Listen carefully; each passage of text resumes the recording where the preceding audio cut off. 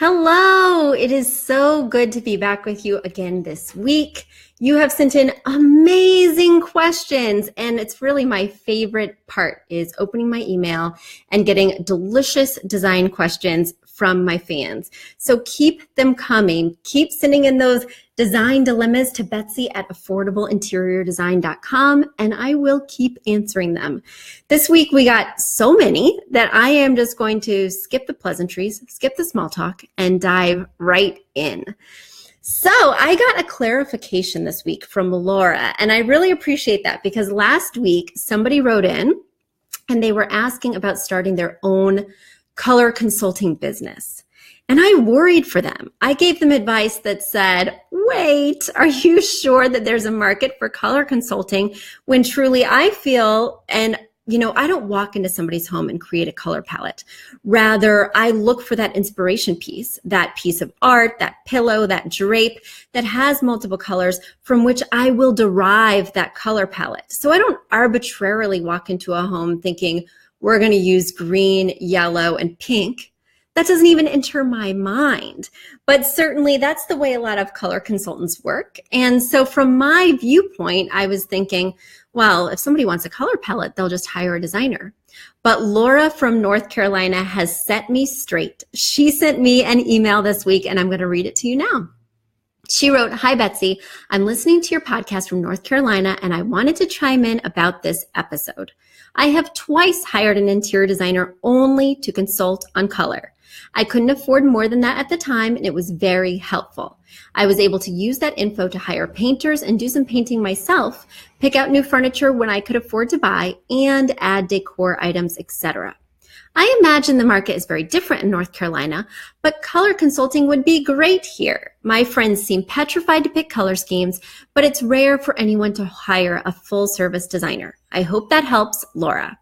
And Laura, it certainly does help. And I hope that that gives hope to the writer who wrote in from also the South, I think it was from West Virginia, letting me know she was thinking about this business. I was sorry to dissuade her, but still I worry.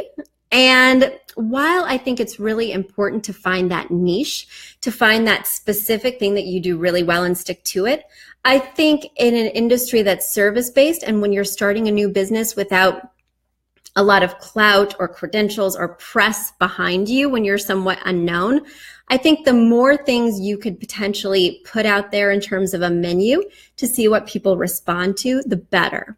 So I'm still going to recommend that you do that paint consulting as well as the color consulting in terms of finding those palettes. And then if you wanted to layer on a design service, well, I think you might get some interest. So there we go. My next question this week has come from Megan.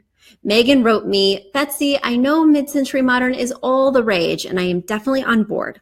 How do I incorporate these elements without it looking too retro? Also, can you recommend where to shop for this style?" There are some great stores where you can shop for this style. The key to not going too retro, first of all, is to not actually buy anything vintage. So you're going to want to avoid First Dibs, Cherish, Craigslist.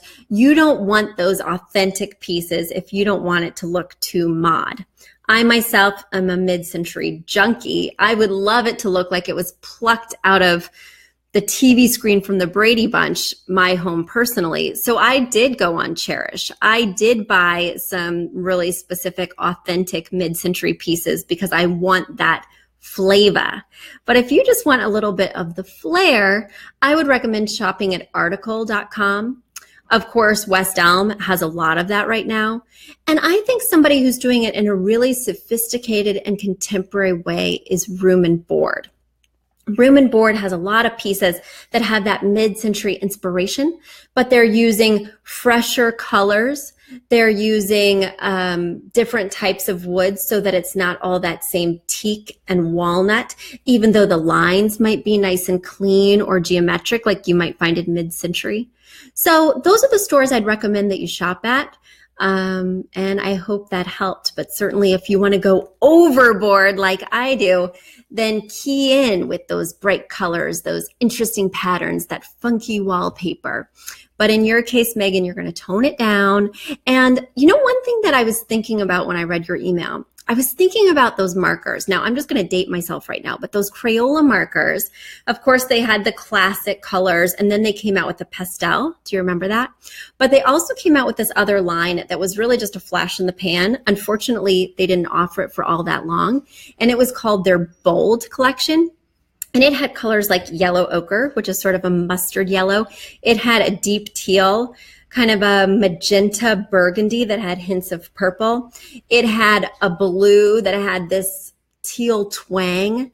That was my favorite set of markers. And all those colors tend to really resonate with somebody who's into mid-century. So maybe you want to avoid that bold palette I was referring to, avoiding the teals, magentas, ochres, emeralds, navies, those typical jewel tones, and instead go more for primaries or neutrals, which might have less of that mid-century strong hand, if you will. All right, Megan, thanks for writing. And let me get to my next question, which came from Lauren.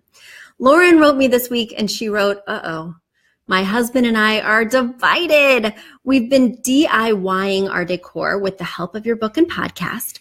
But when is it time to bring in a professional designer?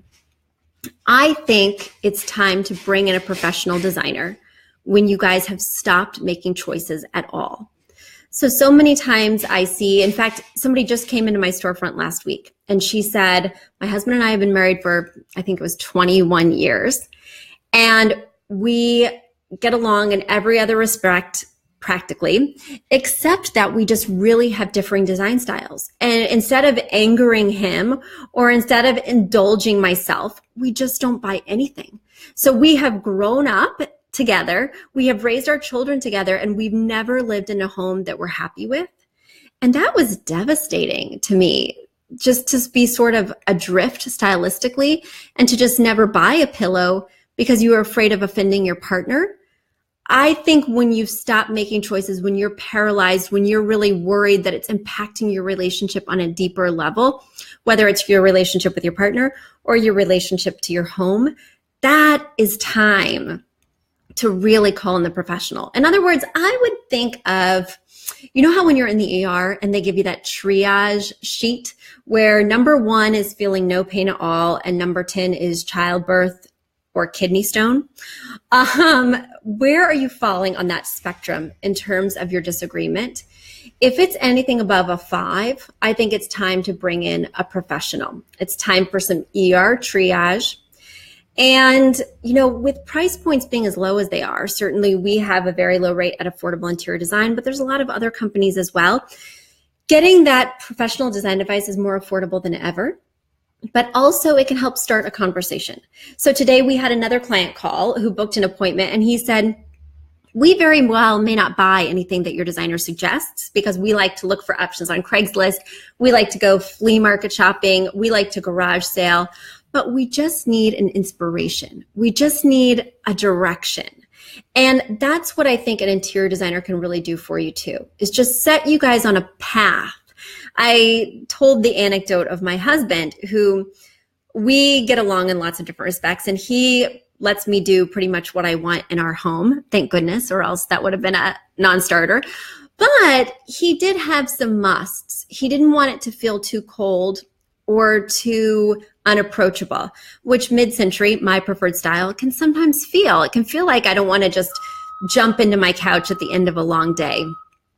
He wanted something comfortable, even if it still had that mid-century vibe. Additionally, he wanted it to reflect something that he really loves, which are the colors of his favorite sports team. So we had to integrate blue and orange for Syracuse in all of our main rooms. And I was happy to make that concession because then I got to pick whatever I wanted as long as there were splashes of those colors. So is there a way that you guys can find common ground? Can you ask him, outside of differing on individual pieces, what he really wants to get out of that design experience? Is he just worried that your modern aesthetic won't be comfortable for him at the end of a long day? Or is he worried that it's going to be so neutral that he won't be able to respond to any colors in the room? Or when his friends come over to watch the game, they'll be like, what is this? Where are the flags, banners? I don't even know what kind of sports paraphernalia, posters. So it's finding out what's at the root of the argument. And sometimes if you're not able to get there yourself, certainly a designer can be a great person to say, I hear you not wanting, a wooden armchair. I hear you wanting something that's upholstered. Why? And then, he wants it to be comfortable. He's worried about stains. Well, I can give you a leather upholstery and we're solved. The problem is solved. So sometimes it can be as easy as asking a few more questions to fully understand where the disagreement lies. I hope that helped. Kelly is my last question of the week, and she wrote, Betsy, I love open shelving. You guys know how I feel about open shelving, right? She wrote, Betsy, I love open shelving, either in the kitchen or the living room, but I'm not sure how to style it without it looking cluttered. Do you have any tips? Of course I have tips, Kelly. Who do you think you've called? I have plenty of tips for you. The first thing is open shelving is for the very fastidious and the very minimal, especially in a kitchen, because in fact, I have a neighbor who didn't want any upper cabinets. She just wanted shelving. In fact, I have a client I just helped the other day in Westchester who wanted open shelving, not a cabinet. And you really have to be tidy. You really have to have cute dishes that match. You really have to style them in such a way that it looks very clean, because a kitchen already, if it doesn't look clean, is very unappetizing. Unlike a living room where if it feels a little cluttered and a little dusty, we're all going to forgive you. That does not work in a kitchen. So the fact that you wouldn't have that cabinet to help with the dust dropping, to prevent that from happening on top of the dishes, to help with the concealing of the odd mugs. My husband, speaking of husband issues, continually is bringing home gooftastic mugs. I can't take it. You don't even drink coffee. Stop bringing home mugs. But I just worry that those are going to be exposed unless you are perfectly perfect. In terms of a living room and that open shelving, those floating shelves, I just don't want you to overpack them, because then they look precarious. A floating shelf is supposed to look so stylish because it's floating. You can't see a whole bunch of brackets or mounts. It looks pretty seamless and decorative. So don't think of it as an extra opportunity for storage.